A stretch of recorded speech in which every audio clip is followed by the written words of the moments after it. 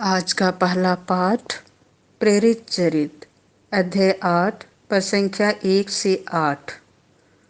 वे घूम घूम कर सुसमाचार का प्रचार करते थे। यरूशलेम में कलीसिया पर घोर अत्याचार प्रारंभ हुआ। प्रेरितों को छोड़ सबके सब यहूदिया तथा समारिया के देहातों में बिखर गए। भक्तों ने स्तेफनुस पर करुण विलाप करते हुए उसे कब्र में रख दिया। शाऊल उस समय कलीसिया को सताने लगा। वह घर घर घुस जाता था और स्त्री पुरुषों को घसीटकर बंदीगिरी में डाल देता था। जो लोग बिखर गए थे वे घूम घूम कर सुसमाचार का प्रचार करने लगे। फिलिप समारिया के एक नगर जाकर वहाँ मसीह का प्रचार करने लगा। लोग उसकी शिक्षा पर अच्छी तरह ध्यान देते थे, क्योंकि सब उसके द्वारा दिखाए हुए चमत्कारों की चर्चा सुनते अथवा उन्हें स्वयं देखते थे। दुष्ट आत्मा ऊंचे स्वर से चिल्लाते हुए बहुत से अपदोतग्रस्त लोगों से निकलते थे और अनेक अर्धांग रोगी तथा लंगड़े भी चंगा किए जाते थे। इसीलिए उस नगर में आनंद छा गया। यह प्रभु की वाणी है।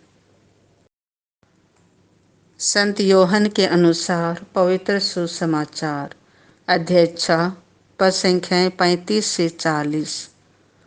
पिता की इच्छा यह है कि जो कोई पुत्र को पहचान कर उसमें विश्वास करे उसे अनंत जीवन प्राप्त हो। यीशु ने लोगों से यह कहा, जीवन की रोटी मैं हूँ। जो मेरे पास आता है उसे कभी भूख नहीं लगेगी और जो मुझ में विश्वास करता है उसे कभी प्यास नहीं लगेगी। फिर भी जैसा कि मैंने तुम लोगों से कहा, तुम मुझे देखकर भी विश्वास नहीं करते।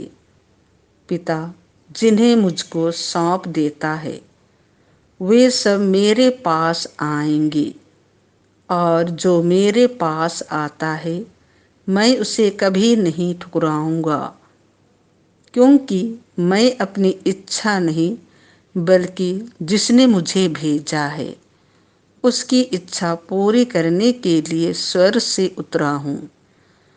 जिसने मुझे भेजा है उसकी इच्छा यह है कि जिन्हें उसने मुझे सौंपा है मैं उनमें से एक का भी सर्वनाश ना होने दूं, बल्कि उन सबों को अंतिम दिन पुनर्जीवित कर दूं।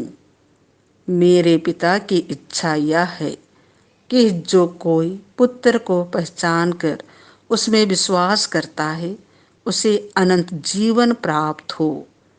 मैं उसे अंतिम दिन पुनर्जीवित कर दूंगा। यह प्रभु का सुसमाचार है।